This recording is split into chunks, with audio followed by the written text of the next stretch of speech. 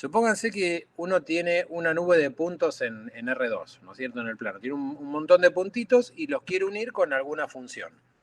Entonces, la primera pregunta, esos puntitos podrían corresponder, por ejemplo, a datos, no sé, en el instante T, la temperatura, cierta temperatura. Por ejemplo, en X0 tal temperatura, en X1 tal otra, en X2 tal otra, y así sucesivamente. Si uno tiene una grilla así aislada, lo más cómodo es tener una función que pase por todos esos puntitos. Eso es lo que se llama interpolar la grilla. Entonces, la primera pregunta que surge es, bueno, ¿qué tipo de funciones uno buscaría para interpolar la grilla? Es decir, ¿con qué funciones yo trato de aproximar a esa grilla? Entonces, la respuesta es que las funciones más adecuadas son los polinomios. ¿Por qué son los polinomios? Bueno, como acá les puse, primero porque son muy fáciles para cuando uno los quiere derivar, cuando los quiere integrar, cuando los quiere, en general, si uno quiere trabajar con polinomios, es sencillo. Esa es una de las razones por las cuales se eligen los polinomios. La otra razón es un poquitito más técnica, es lo que se llama, se dice que los polinomios son densos en las funciones continuas. Básicamente lo que quiere decir es que si uno tiene una función continua cualquiera y pone una bandita así de ancho epsilon, siempre va a haber un polinomio que esté adentro de la bandita. Es decir, si yo achico el epsilon, achico la bandita, ese polinomio me va a quedar tan cerca como yo quiera de la función. ¿Se entiende hasta ahí, más o menos, de qué viene la mano? Esa es la idea central, la idea general. Entonces, bueno, la pregunta es, ¿cómo se hace? Digamos, a mí me dan esta nube de puntos, esta grilla, y yo tengo que, sigo admitiendo, por eso cuando paro es porque tengo que seguir admitiendo.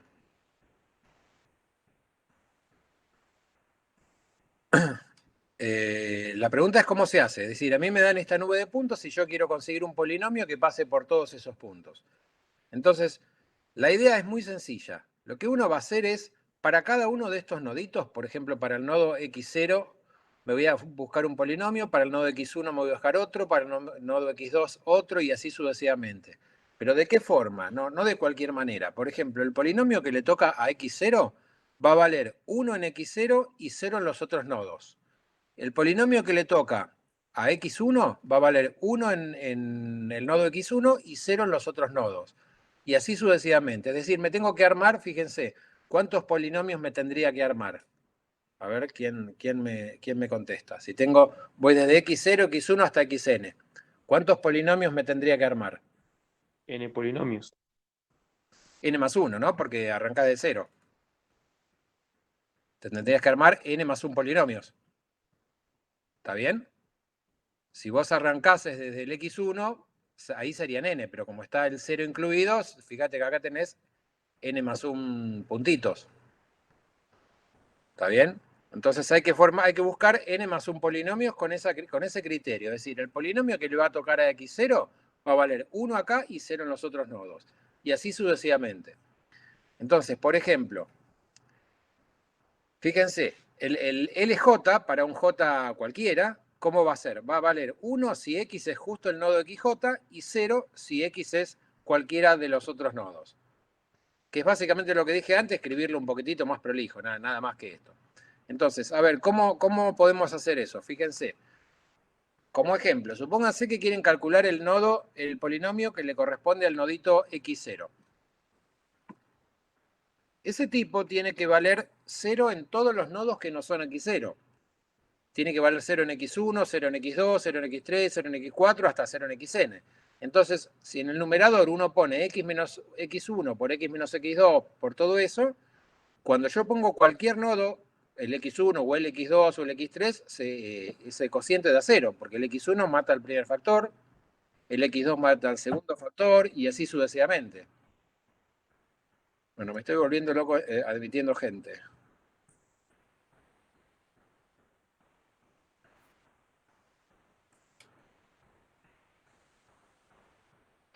¿Está bien? Entonces, el polinomio L sub 0. Fíjense que el numerador, hasta ahora esto cumple con que si yo pongo cualquier nodo que no sea el x0, eso se vale 0. Y para que me dé 1 en el nodo x0, ¿qué tendría que hacer? Y bueno, divido por x0 menos x1, x0 menos x2 y así sucesivamente. A ver, probemos en este, por ejemplo, en el L0. ¿Qué pasa cuando uno pone x sub 0? Cuando uno pone x0, el numerador y el denominador son iguales, con lo cual se cancelan y eso da 1. Y o sea que está bien, tenía que dar 1. Y cuando yo pongo cualquier nodo que no sea el x0, el x1 o el x2 o el x3, esa cuenta da 0. O sea que parecería que esa mecánica funciona. ¿Cómo armaría, por ejemplo, el nodo que le corresponde a L1? Bueno, con el mismo criterio. Fíjense que el L1 se tiene que morir en todos los nodos que no son x1. Entonces voy a poner x menos x0, x menos x2, x menos x3, hasta x menos xn.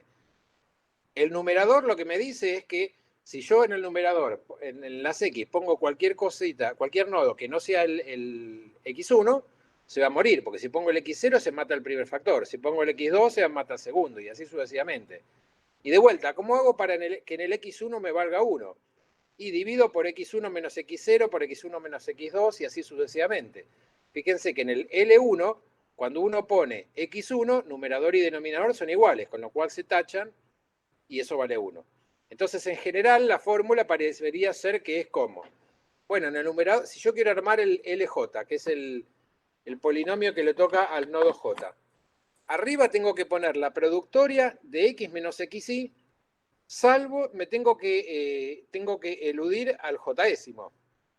Es decir, esta productoria se hace sobre todos los i's que no son j. El j lo tengo que saltear. Fíjense que acá puse en el L0, salteé al x0, en el L1, salteé al L1, al x1. Y así sucesivamente. Entonces esta productoria está tomada sobre todos los i's que no son j. Y eso tengo que dividir por qué cosa. Fíjense, ¿qué puse cuando armé el L0? ¿Qué hice? X0 menos todas las cosas. Cuando armé el L1, ¿qué hice? X1 menos todas las cosas. Entonces cuando armé el LJ, ¿qué voy a poner? XJ menos todas las cosas. O sea, esta productoria de vuelta va tomada sobre todos los i's que no son J. Por supuesto, porque acá yo no podría poner LJ porque me estaría dividiendo por 0. ¿Se entiende? Entonces, ¿qué pasa si uno tiene todos esos polinomios? Supónganse que uno tiene una tabla de esta pinta, x0 con el i0, x1 con el i1, x2 con el i2, hasta xn con el in. Si yo sumo el L0 más el L1 más el L2 más el L3 más hasta el Ln, ¿qué va a pasar? Y bueno, cuando ponga cada x me va a dar 1. Pero yo no quiero que me dé 1 ahora. Ahora quiero buscar el polinomio posta. Es decir, quiero que cuando yo ponga el x0, la cuenta me dé i0. Bueno, lo único que hago es multiplico el L0 por el i0. Cuando pongo el x1, ¿qué va a pasar? Lo tengo que multiplicar por el i1, porque todos los demás se van a morir, ¿se entiende? Todos los L's que no son L1 se van a morir. Entonces lo multiplico a eso por lo que quiero que valga y listo. ¿Se entiende? Entonces, de esa forma, y ahora esto está escrito un poquitito más con la sumatoria nada más, es la sumatoria desde igual 0 hasta n de los y sub i por los li. Este polinomio que está acá es lo que se conoce como el polinomio interpolador de Lagrange. ¿Está bien? Entonces, si a mí me dan una tabla cualquiera, una grilla cualquiera, como esta, por ejemplo, yo con este procedimiento lo que hice es conseguirme un polinomio que pase por todos esos puntitos y que valga lo que yo quiero que valga. Por ejemplo, cuando pongo el x0 va a valer el i0, cuando pongo el x1 va a valer el i1, cuando pongo el x2 va a valer el i2, y así sucesivamente. ¿Se entiende la idea? Bueno, ese conjunto de polinomios, el L0, el L1, qué sé yo, es lo que se llama es un conjunto, no sé si lo puse acá, bueno, todavía no, pero el conjunto formado por el polinomio L0, L1, L2, L3 hasta Ln es lo que se conoce como la base de Lagrange. Fíjense que desde L0 hasta Ln, ¿cuántos polinomios hay? N más 1, porque hay N más 1 punto, o sea, es un polinomio por cada puntito. Y eso está bien, tiene que ser así, porque imagínense que yo tuviese 3 puntos, el x0, el x1 y el x2. Entonces me formaría el L0, el L1 y el L2. Y bueno, con eso con eso voy a poder, eso es una base de P sub 2, ¿está bien? Recuerden que P sub 2 de álgebra tiene dimensión 3. P sub 3 tiene dimensión 4. P sub n en general tiene dimensión n más 1. ¿Entienden eso de la dimensión?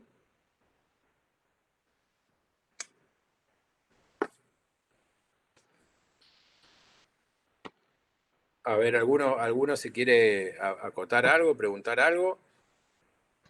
Profe, ¿a qué se refiere con P sub algo cuando habla de la dimensión? Ah, ok. P sub Porque 2, nosotros sí. vimos R elevado a un número para los espacios. ¿Viste cómo? R, Por Rn, ejemplo, R2, R3. R2, R3, así. Ah, ok, ok. Pero por ejemplo, un conjunto fácil es P sub 2. P sub 2, ¿quién es la gente que vive en P sub 2? Son todos los polinomios. Vos ahí tenés todos los polinomios de grado menor o igual que 2 con el cero. Es decir, las lineales, las cuadráticas, las constantes. Entonces, suponete en P sub 2, que ¿qué formato tiene una cosa genérica de P sub 2? Y es un número A más P por X más C por X cuadrado. ¿Se entiende? Sí, sí.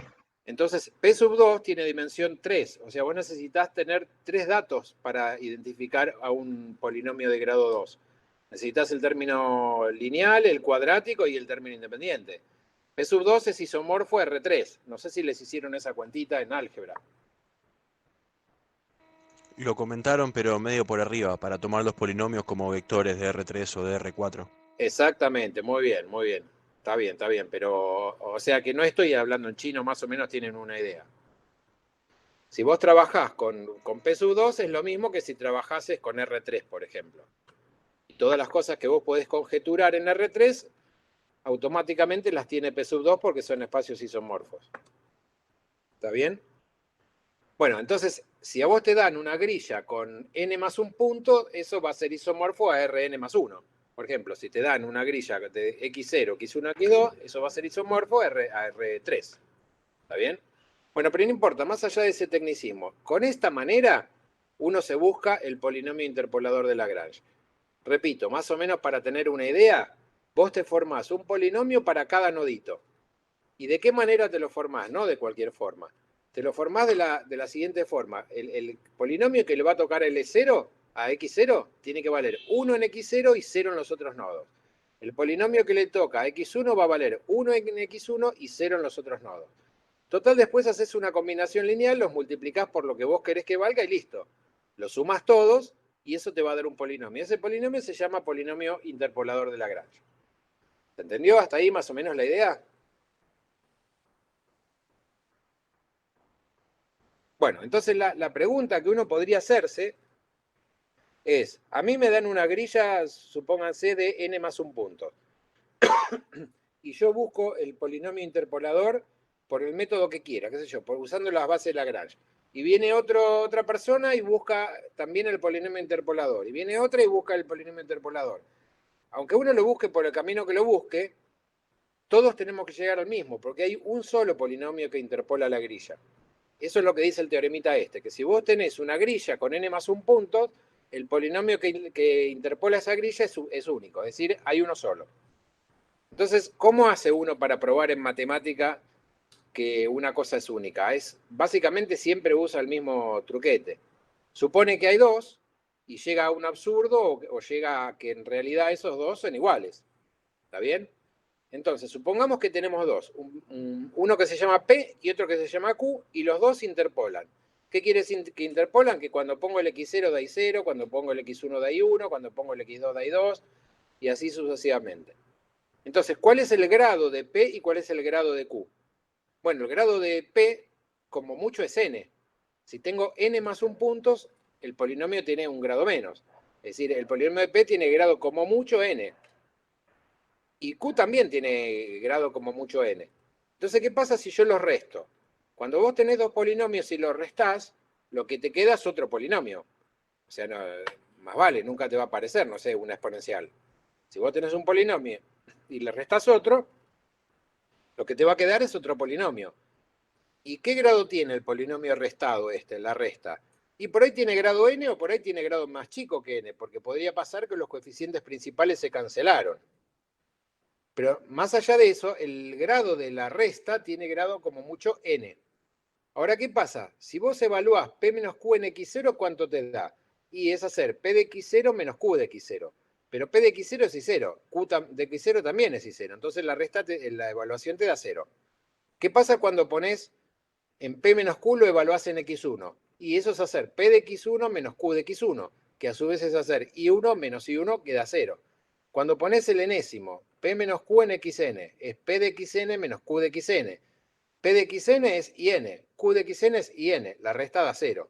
Entonces la pregunta es, ¿cuántas raíces tiene el polinomio P menos Q?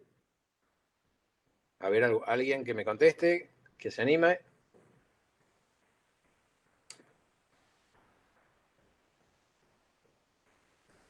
N más 1.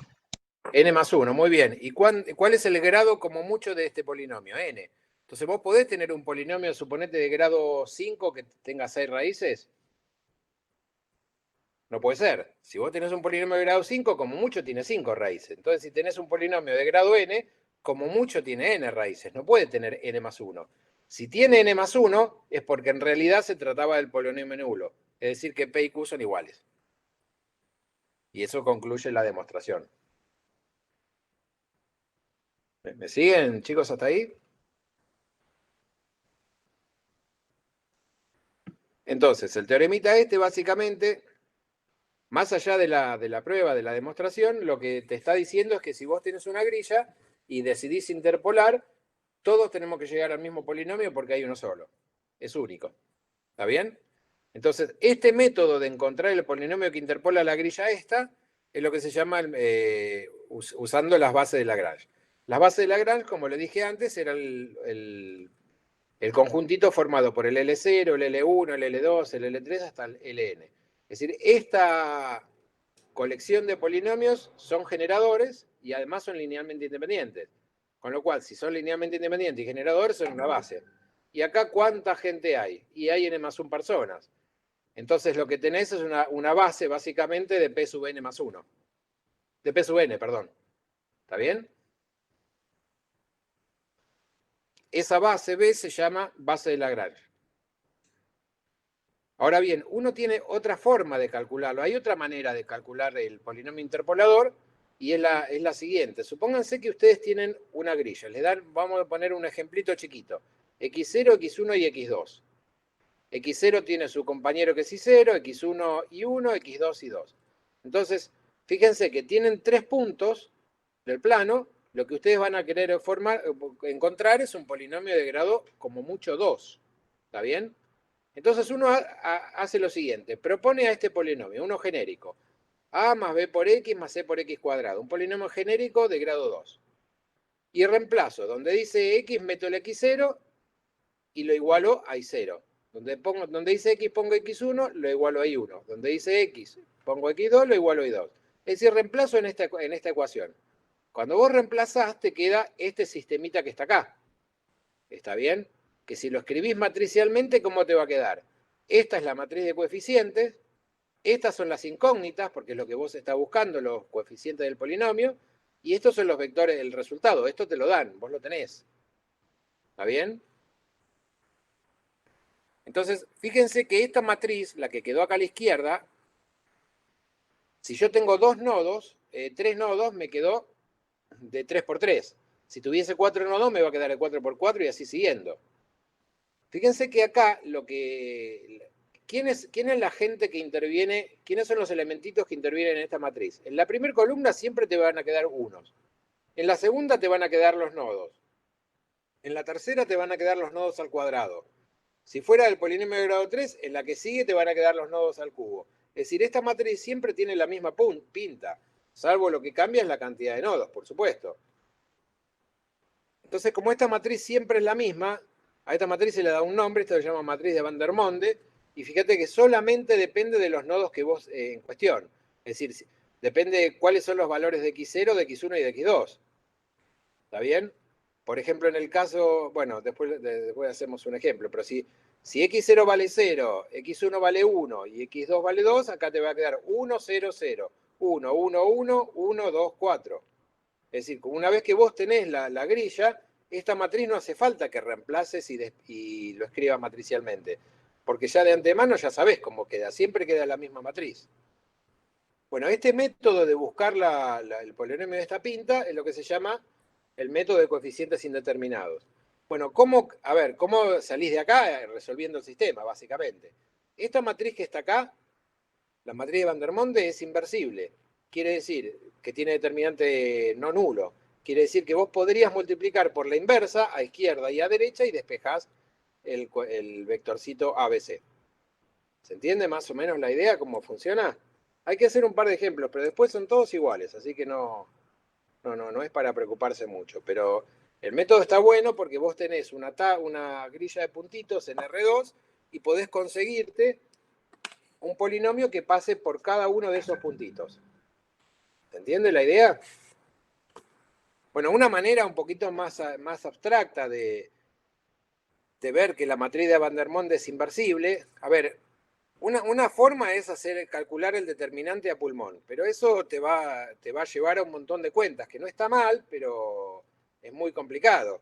Una manera un poquitito más abstracta para los que hicieron álgebra y geometría analítica es, vieron que si ustedes tienen una matriz, siempre hay una transformación lineal asociada a esa matriz. O sea, el espacio donde viven las matrices y el espacio donde viven las transformaciones lineales son isomorfos. Entonces, si uno piensa a esto como una transformación lineal de R3 en R3 y le busca el núcleo, es decir, si esto lo iguala a 0, a la conclusión que va a llegar es que la única manera es que este vector sea el vector nulo. Es decir, que el núcleo esté formado únicamente por el 0. ¿Está bien? O sea que si yo tengo una transformación lineal que va de R3 en R3 y el núcleo es el 0, por el teorema de la dimensión, bueno, que el núcleo es el 0 quiere decir que la función es inyectiva. No sé si vieron ese teoremita en álgebra que dice que una transformación lineal es inyectiva, si solo si el ker es 0. El ker o el núcleo, no sé cómo se lo dijeron. Pero lo mismo. Pero si una transformación lineal va de un espacio de dimensión n en otro de la misma dimensión, por el teorema de la dimensión, si es inyectiva, automáticamente es sobreyectiva, con lo cual es biyectiva. Y si vos tenés una transformación lineal biyectiva, es decir, inversible, su matriz asociada tiene que tener inversa. O sea que el determinante es no nulo. Esa es una manera un poquitito más elegante de ver que esta matriz tiene determinante no nulo. Pero no importa, para los efectos prácticos no lo vas a usar nunca, porque en los efectos prácticos vos reemplazás, haces las cuentas a lo pavo y te va a dar, digamos. ¿Está bien? ¿Se entiende más o menos hasta ahí? Profe, Sí, otra forma de darse cuenta no puede ser con los rangos, claro, pero porque siempre va a tener rango máximo esa matriz. siempre va a tener rango máximo. Lo que estás diciendo está bien, pero ¿vos cómo haces para ver que tiene rango máximo? Porque si tuviese una fila nula, habría un polinomio que es 0. Si O sea, tuvieses tienen que ser todos linealmente independientes. tienen que ser, exactamente, tienen que ser linealmente independientes. Eso es lo mismo que decir que tiene rango máximo, que a su vez es lo mismo que decir que tiene determinante no nulo. Todo eso son distintas maneras de decir lo mismo. Lo que pasa es que no hace falta, para que no tenga rango máximo, no hace falta que tenga una fila no nula. Si dos filas son iguales, tampoco tiene rango máximo. ¿Entendés?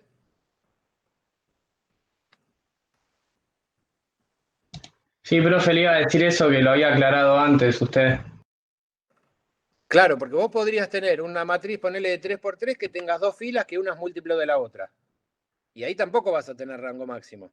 Pero esa situación no te va a pasar nunca acá. ¿Está bien? Igualmente vos de antemano ya sabías que este polinomio es único por el teorema que probamos antes. ¿No? O sea que si el teorema vale, que vale, más vale que esta matriz tiene que ser inversible. Porque si no, alguna de las dos cosas estaría mal. ¿Está bien? Pero bueno, de hecho, cuando vos buscas el núcleo de esta transformación lineal, ¿qué haces? Multiplicás esto por esto y lo igualás a 0. Y bueno, te va a quedar, vas a llegar a la misma conclusión de antes, que vas a tener un polinomio de grado n con n más 1 raíces. Y eso no puede ser, tiene que ser polinomio nulo. Es decir, que estos coeficientes tienen que ser todos ceros. Eso quiere decir que en el núcleo, el único tipo que vive en el núcleo es el 0. Y eso quiere decir que la función es inyectiva. Pero además, como va de un espacio en otro de la misma dimensión, si es inyectiva, automáticamente, si es un mono, automáticamente es un epi. ¿Está bien? Eso es por el teorema de la dimensión. De álgebra también. Pero bueno, si vos tenés una transformación lineal inversible, su matriz asociada es inversible, que es lo mismo que decir que tiene determinante no nulo, rango máximo, que la cantidad de filas LI o columnas LI es máximo, es 3 en este caso. ¿Está bien? Pero bueno, eso, digamos, a los efectos de hacer las cuentas, eso sería la demostración. A los efectos de hacer las cuentitas, cuando vos hagas la cuenta vas a llegar al resultado, te va a dar. Quiero decir, si uno no entendió nada de esto que hablamos de las transformaciones lineales, en las cuentas uno no se va a reflejar, porque vas a hacer las cuentas y te va a dar. Bueno, entonces algunas observaciones. Fíjense, si yo tengo n más 1 puntos, voy a conseguir con eso un polinomio que tenga grado como mucho n. Pero el grado S podría ser estrictamente menor que n. Por ejemplo, si yo tengo 3 puntos, voy a conseguir un polinomio de grado 2. Pero por ahí, el polinomio que le interpola tiene grado 1. Es decir, el grado del polinomio interpolador puede ser estrictamente menor. Y eso es muy fácil de poner un ejemplo, porque suponete que a vos te dan 10.000 puntos en R2, pero resulta que todos están sobre una recta, están todos alineados. Y bueno, cuando busques el polinomio interpolador te va a dar esa recta, que tiene grado 1. ¿No? Acá antes se me había spoileado sin querer la del dibujito. Pero si vos tenés muchos puntos, pero da la casualidad que están todos alineados, y bueno, al estar todos alineados, cuando vos busques el polinomio te va a dar esta recta. O sea que puede tener grado estrictamente menor. Ahora, si vos le permitís que el polinomio tenga grado mayor, bueno, ahí hay infinitos, no hay uno solo. Porque suponete que este P sub n es el polinomio interpolador. Y acá vos le sumás cualquier cosa y lo multiplicás por x menos las raíces. Cuando vos pongás cualquier raíz, por ejemplo el x0, ¿qué va a pasar? Del más para la derecha va a volar todo. Y te va a quedar P sub n en x0, que va a ser lo que va a valer el i0. Cuando vos pongas el x1, del más para la derecha va a volar todo. Y te va a quedar P sub n de x1. Y como este q tiene el grado que vos quieras, es decir, hay infinitos polinomios. Este polinomio t también interpola. Pero lo que pasa es que este polinomio tiene grado más grande que n. ¿Se entiende? De hecho, si vos tenés muchos puntos y buscás el polinomio interpolador, el chiste no es buscar cualquier banana. El chiste es buscar el polinomio de grado más chiquito que pasa por todos esos puntos. Es decir, el polinomio el de grado mínimo es único. Ahora, si vos le permitís que tenga cualquier cosa como grado, bueno, ahí tendrás infinitos. Otra observación es que, a ver, supónganse que los datos que les dan en una grilla ya correspondían a cierto polinomio. ¿Qué les parece que van a encontrar cuando busquen el polinomio interpolador? El mismo polinomio que nos dieron con la grilla. Claro, el mismo polinomio. Es más o menos como decir de qué color el caballo blanco a San Martín, digamos, ¿no?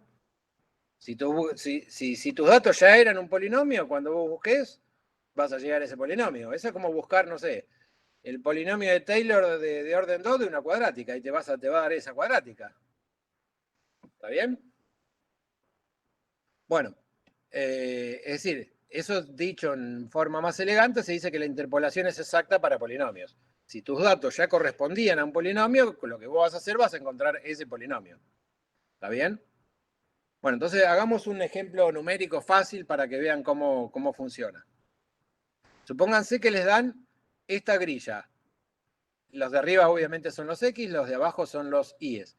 El polinomio que queremos buscar tiene que pasar por el 0, 1, por el 1, 3 y por el 2, 7. Bueno, entonces hagámoslo con las bases de Lagrange. Tenemos que armar un L0, un L1 y un L2. Un L para cada nodito. ¿Cómo armaba el L0? Arriba ponía x menos todos los nodos que no son 0. O sea, x menos 1 por x menos 2.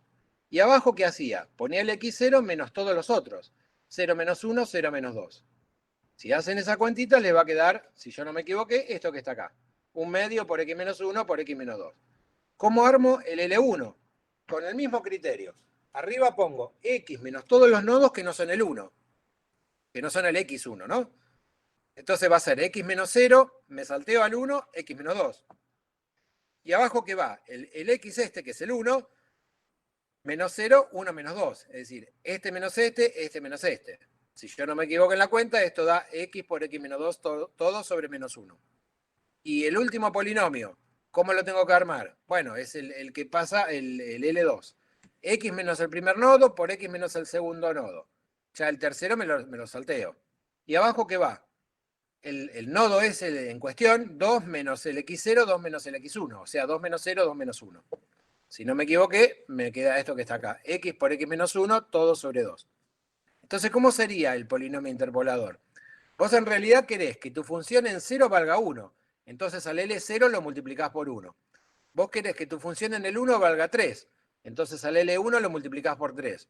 Y vos querés que tu función en el 2 valga 7. Quiere decir que al L2 lo multiplicás por 7. Reemplazás cada L por lo que vale. Te queda todo este bolonqui de números, de formulita, y llegás a esto que está acá. Bueno, uno tiene una manera muy fácil de ver si esto funcionó, si está bien. Una manera es, qué sé yo, reemplazar en el último. Por ejemplo, si cuando vos pones el 0 me tiene que dar 1. Fíjate que cuando pones el 0 acá queda 0 más 0 más 1. Está bien. Cuando pones el 1 tiene que dar 3. Cuando pones el 1 queda 1 más 1 más 1, 3. Y cuando pones el 2 te tiene que dar 7. Cuando pones el 2 acá te queda 2 al cuadrado, 4, más 2, 6, más 1, 7. O sea que este polinomio es efectivamente el que interpola a la grilla. Ahora, lo más cómodo sería, creo yo, cuando uno lo está armando, porque esto acá porque tenés 3 puntos solos y es... por ahí uno no se equivoca, pero si uno tiene muchos puntos, lo que conviene es ir chequeando en cada pasito a ver si la cosa funcionó. Fíjate acá, en el L0, por ejemplo, cuando yo quiero que cuando ponga el 0 me dé 1, y cuando ponga cualquiera de los otros dos me da 0. Cuando pongo el 1 o el 2 está claro que da 0. Ahora, cuando pongo el 0, ¿cuánto da? Menos 1, menos 2 da 2, dividido 2, 1. Es decir, lo que digo es chequear en cada paso si estos LJ los estuviste armando bien. Porque ¿qué pasa? Si vos llegás al final y ves que la cosa no anda, y uno no sabe en cuál se equivocó. ¿Está bien? Por ahí tenés que revisar todas las cuentas, tenés que revisar el primero, el segundo, el tercero, todos. Entonces lo mejor es ir chequeando. Armás el L0 y te fijas que en el nodo X0 valga 1 y en los otros 0. Lo mismo con el L1, con el L2 y así sucesivamente. ¿Se entiende cómo es la movida? Sí, profe. Bueno, y otra manera, ¿cómo sería? Otra manera sería usar coeficientes indeterminados. Coeficientes indeterminados, dijimos que ¿cómo se armaba? 1. La primera columna es 1. Acá va x0, x0 es cuadrado. Como el x0 era 0, ¿está bien? El x0 es 0, entonces acá va a ir 0 y 0 al cuadrado que es 0. Después iba 1, x1, x1 cuadrado. x1 era 1, entonces me va a quedar 1, 1 y acá 1 al cuadrado que es 1. Y después que iba 1, x2, x2 cuadrado. 1, x2 era 2 y x2 al cuadrado es 4. O sea que te queda este sistema de 3 por 3 que es una pavada. No hice la cuenta acá, pero ustedes ya a esta altura ya recontra saben buscar solucionar un sistema. De última, digamos, para esta materia, si estuviésemos en la presencialidad y estuvieran en un parcial, esto lo hacen con la máquina, lo hacen con la calculadora, porque la idea no es resolver sistemas de ecuaciones, ya se supone que lo vieron. Pero bueno, plantean el sistema, lo resuelven y van a llegar a que A, B y C valen 1. ¿Y quién eran A, B y C? Eran los coeficientes del polinomio en cuestión. A más B por X más C por X cuadrado. O sea, el polinomio que queda es X más 1 más X cuadrado. O si lo quieren leer al revés, X cuadrado más X más 1. Es exactamente lo mismo. ¿Está bien? ¿Se entendió? Sí, sí, profe. Bueno, entonces la idea de la clase de hoy era que fuesen haciendo, que vayan practicando esta parte de interpolación, que básicamente hay dos métodos. Uno, el de las bases de Lagrange, donde hay que elaborar un poquitito más y buscarse los polinomios, los elementos de la base de Lagrange, que son los LJ. Y el otro es plantear la matriz, reemplazar y escribir matricialmente el sistema, pero lo que les va a quedar es la matriz de Vandermonde y resolver ese sistema. Una práctica algo que podrían hacer para practicar es ponerse un ejemplo y buscarlo por los dos caminos. Obviamente por los dos caminos van a tener que llegar al mismo, porque ya vimos antes por el teorema que el polinomio interpolador era único, que había uno solo. ¿Está bien? Entonces, con esta parte cerraríamos la parte de interpolación. ¿Esto después lo vamos a usar después o no? Bueno, en realidad lo vamos a usar para la unidad que sigue, porque les voy spoileando un poquitito lo que viene en la unidad que sigue, pero la unidad que sigue es la parte de integración numérica. ¿En qué consiste esa práctica, esa unidad? Ustedes saben, no sé si saben o se los contaron o qué sé yo, que hay funciones que ustedes... A ver, ¿cómo hacen ustedes para resolver una integral? Le tiran una integral, ¿qué hacen? Aplicamos algún método ya puesto, sea por sustitución o Exactamente, buscas... sea por partes. Sí. Exactamente. Tratás de hacer sustitución, tratás de hacer El parte. problema es que hay funciones que no se pueden integrar, o sea, que no son fáciles de integrar y necesitas aplicar métodos más que ves en análisis 3, creo, para poder resolver, ¿no? Exactamente, pero hay funciones que no tienen una... Vos no podés escribir la solución en términos... La primitiva en términos de las funciones que vos conocés. El re ejemplo de eso, digamos, hay que hacer un truquete. Por ejemplo, el ejemplo típico de eso es la campana de Gauss. ¿Vieron la campana de Gauss? E a la menos x cuadrado sobre 2. Todavía no llegué, yo estoy cursando, pero no llegamos. Bueno, pero oíste hablar de la campana de Gauss. Sí, sí. Bueno, esa es la distribución de la función de distribución de la normal. La normal es la que más se usa en prueba, por eso es re importante. Vos no podés integrar e a la menos x cuadrado sobre 2, no sé, aplicando sustitución porque no te va a salir nunca. Entonces, cuando tenés un problema así, lo que haces es recurrir a los métodos numéricos. En ese caso en particular de la campana de Gauss, hay un retruco que se los habrán enseñado en análisis 2, que es agarrar a la función, multiplicarla por sí mismo, pasarlo a una integral doble, hacer el cambio de variable con el jacobiano, hacer el cambio de variable a polares. Escribís el jacobiano, resolvés y después a lo que te quedó le tomás la raíz cuadrada. Pero ese es un ejemplo que, digamos, que te sirve para ese caso en particular. En general vos no tenés un método, hay funciones que no podés aplicar los métodos.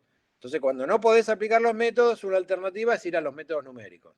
Entonces lo que vamos a ver la clase que viene son métodos numéricos. Básicamente dos que son los más importantes, el método de trapecios y el de Simpson. Y lo que vas a hacer es integrar, en vez de integrar la función que vos querés integrar, vas a integrar un polinomio que esté cerquita de esa función. ¿Está bien? Entonces, Sí, sí. esa es la idea de lo que sigue. Pero digamos, con esto ya la parte de interpolación ya está, pero bueno, la clase que viene la vamos a usar en integración numérica. Yo voy a dejar de compartir acá.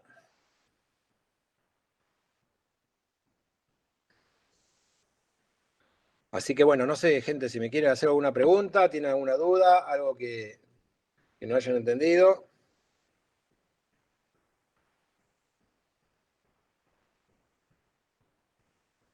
En el ejercicio, bueno, hay 3 ejercicios nada más de interpolación, pero el primero que dice demostrar, o no, probar, sino si existe Sí. un único polinomio, no sé si lo tiene ahí. No lo tengo, pero decímelo. Decímelo que lo pensamos. Bueno, dice, dados, bueno, justamente la tablita esta, no sé cómo. Dados los puntos x sub 0, y sub 0, x sub n y y Sí, sub n. sí. Probar que existe un único polinomio p sub n perteneciente al polinomio de Lagrange, tal Sí. que p sub x sub i es igual a i sub i Bueno, para todo i. Bueno, sí, en definitiva te dice probar que existe un único polinomio. bueno, pero eso lo hicimos hoy, porque fíjate, ahí vos tendrías que estar probando dos cosas. Por un lado, la existencia y por el otro, la unicidad. La existencia la probás, por ejemplo, cuando vos diseñás la base de Lagrange, decís, si alguien te pregunta, ¿existe un polinomio? Y bueno, vos le mostrás la cuentita que hiciste con la base de Lagrange. Con eso lo construiste. Es decir, que la existencia estaría probada con el método de Lagrange. Y la unicidad, Claro. la unicidad está probada con el teorema. Listo, profe, era eso. Después los otros dos sí, ya es más mecánico, creo que son como los que dio hace rato. Claro, después todos se hacen igual, es muy parecido todo. Después es muy mecánico. El tema es entender, digamos, yo a veces cuando les tomaba final oral a los chicos y les tocaba esta parte, uno veía que los alumnos hacen mucha fuerza tratando de acordarse la formulita esa de una productoria dividida otra productoria. O sea, lo importante no es que uno se acuerde de memoria esa fórmula, lo importante es que vos te des cuenta con qué criterio armaste los LJ. Y el criterio es que en el nodo que les toca tiene que valer 1 y en los otros nodos tiene que valer 0. Digamos que esa es como la reidea del método. ¿Entendés? Después el escribirlo así como una productoria sobre otra, bueno, no es más que una escritura, qué sé yo. No importa. La fórmula después, si no te la acordaste, la fijás. ¿Se entiende? Sí, se entendió perfecto, claro. Sí, lo entendí, no hay drama eso. Que cuando reemplazás justamente con un X sub 1 o un X sub n particular, se anulan en el resto y te queda solamente ese polinomio en ese punto. Claro. El problema, claro, bueno, acordarse la formulita, bueno, no sé. Pero la fórmula, pero digamos, lo que podés hacer para practicarlo un par de veces, no te fijes en la clase. Si la tenés grabada, no te fijes. Imagínate vos cómo harías para armar un polinomio que en cada nodo valga 1 y 0 los otros. Fíjate que vas a tener que llegar a esa fórmula. Sí. Pero esa es la parte, la idea, la única idea importante que tiene. Después probar el teorema es muy fácil, porque la prueba sale suponiendo que hay más de uno, que hay dos, y llegando a que en realidad esos dos que vos supusiste serán el mismo. Con lo cual hay uno solo. Listo, profe. Así que bueno, ahí les hice un ejemplo de práctica porque no me conecté con el iPad como habíamos quedado por ahí la clase pasada porque se me complica para compartir y escribir. En el Meet no sé si lo puedo hacer. La verdad no sé si lo puedo hacer. Pero así se entendió algo, ¿entendieron? Si entendieron, joya, Sí, la profe, próxima. quedó claro. Sí, profe, sí. Entonces la clase que viene hacemos otra cosa parecida. Porque si uno sigue del PDF por ahí sin ejemplos, a ver, lo que hicimos hoy es lo mismo que está en el PDF, pero por ahí a veces hay cosas que están escritas de una manera más técnica en el PDF. Entonces por ahí se les pasa por alto o no lo entienden. Así que, bueno, chicos, no sé si tienen alguna duda. Profe, yo una consulta más de la materia. Decime. ¿Ya se arregló el parcial? Porque en las demás materias ya nos empezaron a dar fechas de parciales y eso. Y quería saber si ya en esta materia se sabe cómo se va a evaluar. Mira, el tema de los parciales es medio complicado, qué sé yo, no, depende cuántos sean, porque si tengo 60 personas, yo no sé cómo hacer para tomarle a 60 personas. ¿Entendés? Entonces, una posibilidad es que yo les haga trabajos prácticos y ustedes se armen grupos de 3 o 4 y los resuelvan. Otra posibilidad es que hagamos eso, pero a fin de año. Entonces, no sé cómo les queda más cómodo a ustedes, si tomar un prefinal a fin de año, si no sé. En mi opinión, si puede ser así, con trabajos prácticos más separados, digamos, sería mejor. Está bien. Bueno, entonces eso después hagamos una cosa, terminemos ahora, lleguemos hasta el intervalo, digamos, ¿no? Hasta el receso. Bueno. Y después puedo poner algunos trabajos prácticos, les mando al grupo y ustedes se van armando grupos de 3 o 4. Lo que pasa es que ni sé cuántos son, porque originalmente tenía 60 y pico anotados, ahora veo conectados 33, qué sé yo. Profe, Sí. ¿y en las cosas que nos van a evaluar van a ser más prácticos o también va a haber algo más teórico como una demostración? Y si hay alguna demostración teórica es algo de lo que hayamos visto.